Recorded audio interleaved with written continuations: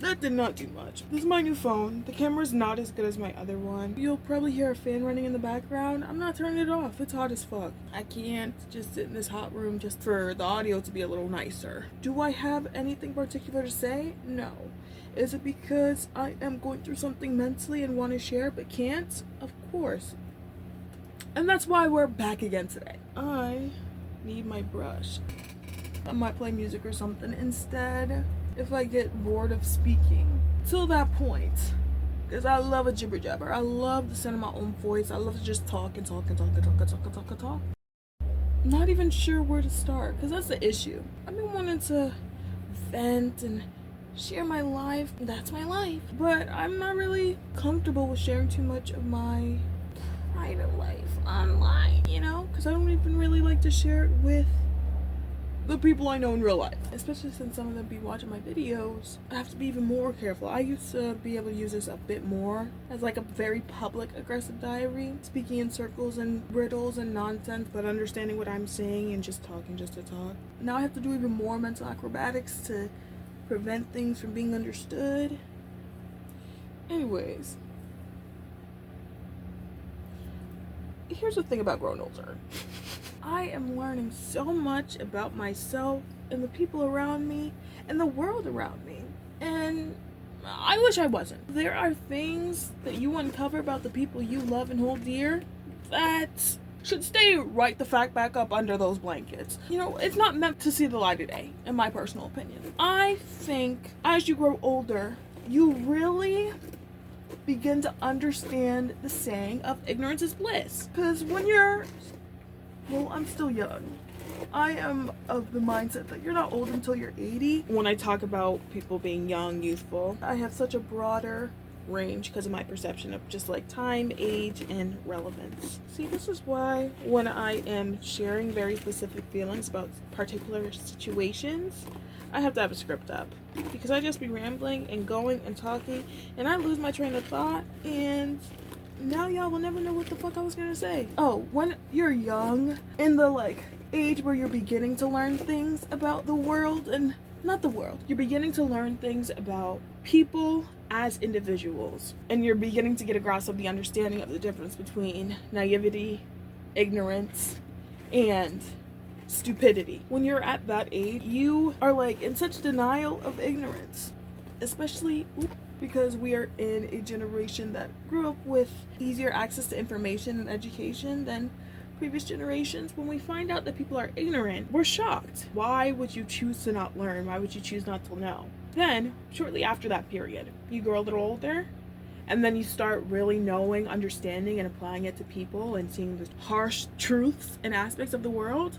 You begin to understand ignorance is bliss. I don't mean that in just a broad analysis of the world either. Terrible things that go on in all parts of the world, and in the age of social media and world travel, we are able to see it now, which is important, difficult to see, but it's even more difficult for the people living in it. But I'm not just talking about that. I'm more specifically talking about understanding every individual's humanity, every individual person having their own thoughts, actions, mind, perceptions of themselves and the world. Coming to that understanding is something that I think is more blissful to be ignorant to. Because you have to see outside yourself. You have to exist outside yourself, outside your perspective, outside your biases. And I guess this only applies to people that develop in any semblance of empathy, compassion, and understanding, love, and care for other people, which I think is the majority of people. It just will plateau off and hinder at a certain point. What am I saying here? What am I saying? Let me get to the point. There's no point. I'm just talking while I do my hair. I think a point that I want to make, maybe that's the point of this video, is talking about empathy, emotional intelligence, and how that applies to the whole ignorance is bliss concept. Because I am, in recent years, learning so much about the plateau of emotional intelligence. Think about the colloquial use of therapy terms, diagnostic terms used in mental health treatment and diagnoses, and deconstructive conversations about trauma. Think about these words that are being used every day in common verbiage when they shouldn't necessarily be being used. That was a hard sentence for me to get. Gaslighting, even just the word trauma, narcissist, people that throw around OCD, ADHD, autism, using these diagnoses and certain symptoms or aspects of these diagnoses in their everyday life in daily vernacular. That is a demonstration of education, but it's showing that plateau of emotional intelligence when it's being applied to very mundane situations outside of what the original definitions were. Knowing the word doesn't necessarily demonstrate that you have a complete understanding of it, and people are remaining ignorant to that fact because they are using these words to benefit themselves, to help understand themselves, or to put a direct specific label onto a certain situation that they're experiencing. It helps them and maybe the direct circle understand the situation, but it harms others. It harms the people actually needing these terms to help them get by, to get diagnoses, to get understood. Ignorance is bliss because we get to just casually use these terms. You know what I mean?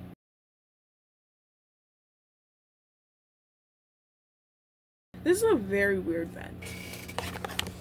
Oh no, this was holding it up. Sorry this threw it off because I wanted a couple sugar babies. Not spawn, of course. I don't know why I said that. Oh. Perfect.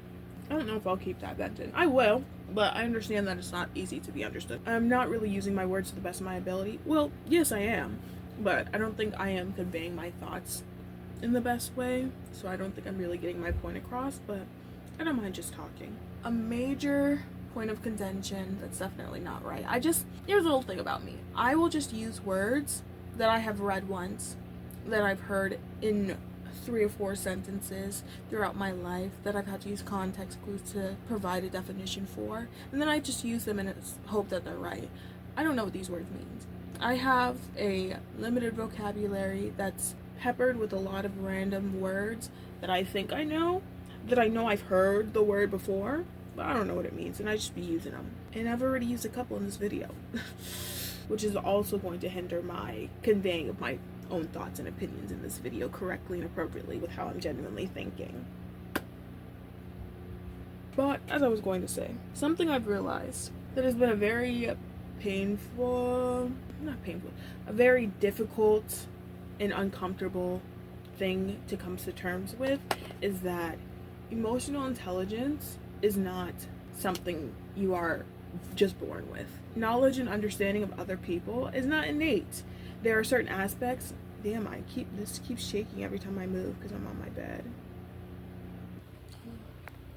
There's a foundational, basic aspect of emotional intelligence, or just understanding of people and how they work, that we are born with, that we then grow and expand and develop with our life experiences. Actually having emotional intelligence, actually understanding and having empathy and compassion is a developed skill that I think a lot of people don't work to develop as much as, I can't even say as much as they should, as much as they could. People learn just enough about the world to understand themselves, which is the bare minimum. That's what you need to survive, and I believe that life on Earth is just about survival. Well, there obviously are good and bad, because those are moral systems that we as human beings have created and set up and live under as a society because we developed society. But genuinely, I don't believe people are innately good or evil. We just are, and we're trying to live. So the whole idea of empathy and compassion is not necessarily a tool needed to survive. It's not a tool needed to exist. In fact, it can even be a hindrance to some people in what they believe in their mind will help them to survive. So people only grow and develop that skill of empathy and understanding to the extent in which they can best understand themselves and best support themselves as they go about the world. And due to different circumstances of my life as an individual, I have had to earnestly, aggressively, and very early on develop this skill dramatically. And a lot of people have to, just their own circumstances. When I'm speaking of emotional intelligence, I'm not just thinking about understanding people's emotions and feelings. I'm not thinking of just that aspect of it. I'm thinking about predicting what they will be, understanding what comes next, interpreting those emotions, understanding the cause of those emotions, feelings, understanding the cause of the reactions that they have with those emotions and feelings, understanding how to interpret physical components of those emotions and feelings, and how to react to them. And having it exist and expand beyond just friendships, beyond just family, familial circumstances, just creating maps in your mind of each individual person to understand their humanity and the reasons they do things, no matter whether they're good or bad, seeing the core purpose and having an understanding and compassion and empathy for that. That's what I'm talking about. What am I saying?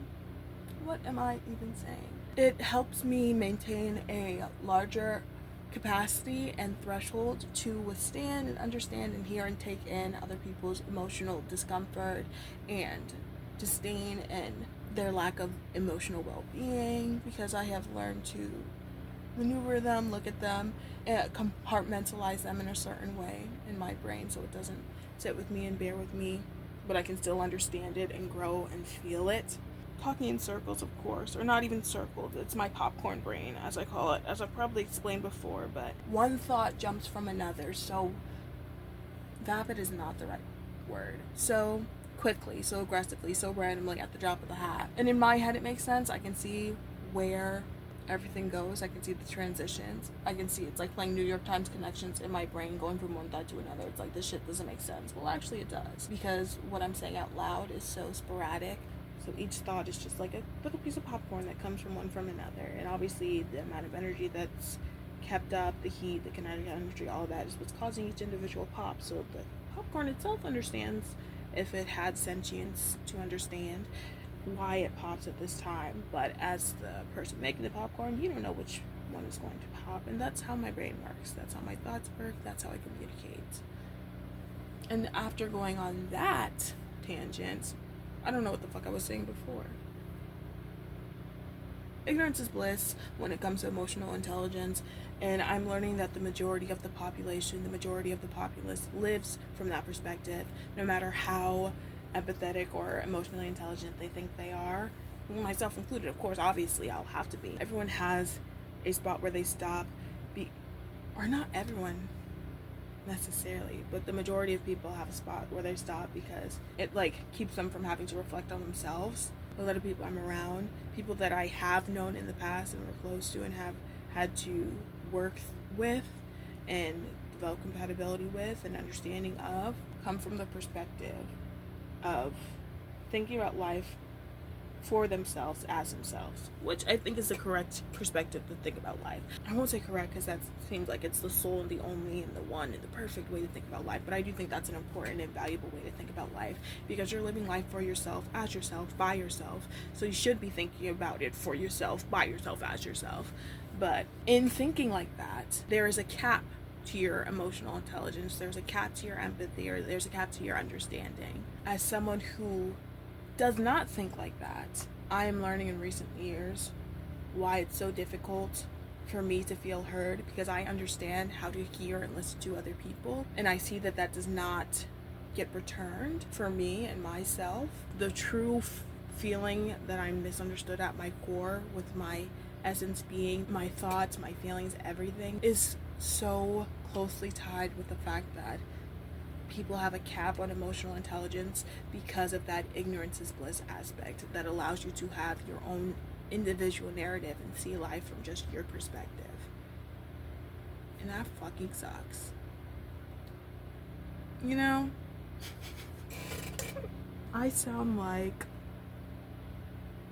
I'm on shrooms. No. You know what I sound like? I sound like every 17-year-old kid who has read dystopian novels, who has read deep poetry, who has had 3 major instances of discomfort that aren't necessarily trauma, but they can be super intense and impact their lives in different ways, who believes that they are wiser beyond their years, more developed and more thoughtful, more profound and more thought-provoking than anyone else that they know their age. That's what I sound like. At least I'm self-aware though. I really don't know. I'm so good at saying so much without saying anything at all. As most people are, I think. I think that's a skill a lot of people have. I don't know if I'd say actually it's a skill, but I think as a trait it's a habit that a lot of people have. Speaking mindlessly, thoughtlessly, without actually saying much at all. But I also think it's a good habit to practice because you are entitled to fill space, you're entitled to voice your thought, you're entitled to speak, to be heard, and share whatever you want. You're entitled to be aimless, thoughtless in your brain.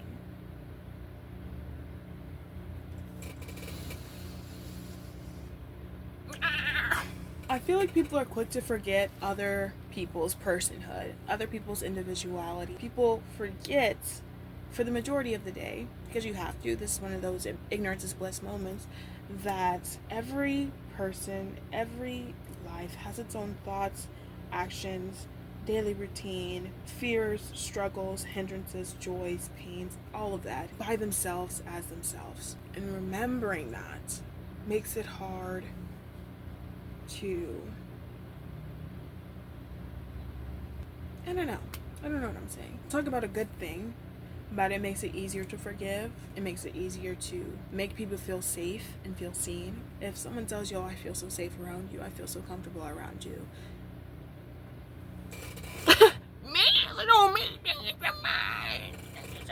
But it makes it hard for you to validate your own emotions. It makes it hard for you to feel your emotions as strongly as you would like to, or as wholly as you like to, without guilt. I'm someone who feels emotions either 0 or 100. I'm either not feeling it or I'm feeling it in its entirety. I feel everything very strongly, which is why I try and lock things away or keep everything at bay at a very specific moment where I'm in control of them. And it's not necessarily that I'm in control of my emotions, it's that I've shut them off until I can let them out, because my emotions are definitely in control of me. And I can't live like that. You cannot function in a world like that. I cannot. I don't know about you. I can't speak for you in your life and how you process and live throughout the world and experience it. What works for you works for you. It just don't work for me. Oh! Sorry. Ass cramp. Having respect for every single individual's right to live and experience everything in every way can be very invalidating for myself and my own emotions when I feel things strongly. I am angry at someone because they did X, Y, and Z, but I can also see every single pathway in their life that brought them to this moment that made them do X, Y, and Z, and I can understand why the circumstances of their lives would cause them to do that. And it doesn't mean that I deserve to be treated in X, Y, and Z way, or that I deserve the reaction that they had to their own feelings and emotions that they need to go through and they need to experience and keep their reactions at bay, and I should not be the target of their reactions, or maybe I should be the target of their reactions but not the reaction to that extent, or maybe I disagree because I wouldn't live life in that way. But I can understand why they do what they do, so it makes it hard to be comfortable being angry or hurt when your brain automatically works to understand it. Pair that with the concept of seeking support, the concept of going to other people for help, knowing that they will see it solely from their perspective or mainly from their perspective, and compare that and twist that and apply that to you, or not work to see it from your perspective. Their ignorance is bliss mentality preventing it from really deeply understanding you, so they can't understand what you need, the solace you need, the comfort you need. It can be difficult to feel, period. What the hell is she talking about, girl? If you don't sign up for BetterHelp and get off this damn, I have spoken in circles and midnight ramblings on this. It's not midnight. What time is it? It's 12:26. It's 12 hours before midnight. We're halfway there. We're looking good now, and nothing can get in the way. We're halfway there. What song is that? Who sings it? Who's it by? Where's it from? Why do I know it? Is it a real song? I probably got the lyrics wrong. Da da da da. As we were. I think it's good to let your thoughts out, even if they don't make sense, even if they're not concrete thoughts. It's hard to do that on the internet because other people are going to see it, obviously, and other people are going to develop their own opinions on it, their own perceptions of it, their own understanding of it, and there's so much room for error and miscommunication because we are not telepathic. We cannot share our thoughts directly from one person to another. We can try and create as many symbols, relations, and recall pathways to make someone understand at least the bare minimum or the basis or big picture of what your thoughts are, but no one is going to be able to translate it, transcribe it verbatim from your brain into their own, no matter how hard you articulate it. But you can do the best you can. I think you can get a good 96%. What the fuck am I saying? What the fuck am I saying? What the fuck is up, Kyle? No, what did you say, dude? What did you say? Step the fuck up, Kyle.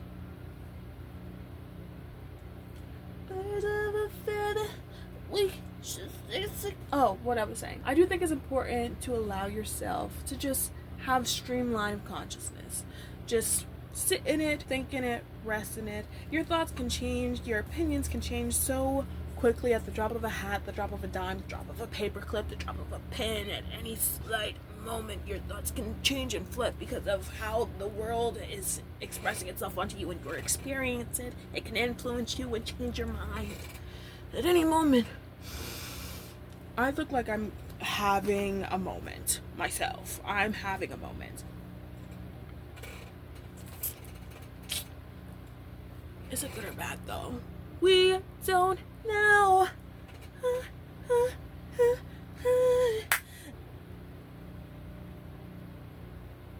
Anyways, streamline consciousness, say your thoughts out, journal, speak to someone if you feel comfortable enough and you feel like you can be understood because you match in the same level of emotional intelligence or the same level of understanding, or you've been able to convey your emotions, thoughts, and opinions so well that this person feels like they can't transcribe it from your brain into their own, and you can feel connected and as one in that moment. Then speak your thoughts to them or to a camera aimlessly and then post it online for strangers to hear, dissect, and pick apart and develop their own perspectives on, because you don't care. We don't care. No, we don't care. It don't matter what you look like. Princess and the Frog is such a good film. So good. I think that's all I'm gonna say. Because now my thoughts are spewing so quickly, I can't even get them from here too out loud, because a lot of them are words in the whole having an inner monologue sense. Others are just like the thought itself all at once as a whole. Like your brain isn't taking the time to think of the whole sentence. It's just feeling the emotion of a complete sentence and then transcribing it or translating it into a sentence after the fact. You're just having the thoughts and having it simultaneously while having an inner monologue, while different pictures and images that are contradictory or just contrast or just different from what you were thinking before is a lot. And that's what's going on right now. So I'm going to put on something to allow my brain to turn off. Stop talking because you guys are done hearing my voice. I wasn't done hearing my own though. So I don't give a fuck. If you don't care, you can click off the video at any time. No one is holding you at gunpoint to watch this, and if they are, I am praying for you, hoping you get help and hoping you get the fuck out. And this is a very weird form of torture or form of whatever the fuck. I don't even think I completed a single thought throughout this entire long ass fucking rambling video. But what is new? What else do you expect from me? I hope you still enjoyed the video regardless. I'm not sure what you could have gotten out of it. Validation, invalidation, a source of someone to point and laugh at, a picture of someone to mock and ridicule, a picture of someone who you feel can understand you, can relate to you, a picture of someone that put a semblance of thoughts or a start of a thought into words that you might have been having or might not have having, someone that brought a new thought into your mind. If you did, like the video. If you didn't, dislike the video. If you did what? If you liked the video, like the video. If you didn't like it, dislike the video. If you have something to say, comment down below. Or don't. You don't have to do any of those things, obviously. You owe me nothing just as much as I owe you nothing. We're just two beings on either sides of a screen at different times in life, at different times of this exact life that we're all living. But because I posted this and then we'll post it later, this me is a past me. Technology is wild. Basically, you don't have to interact if you don't want to. You should know that already. If you didn't know that, I hope this lets you know, informs you. Hope you enjoy less.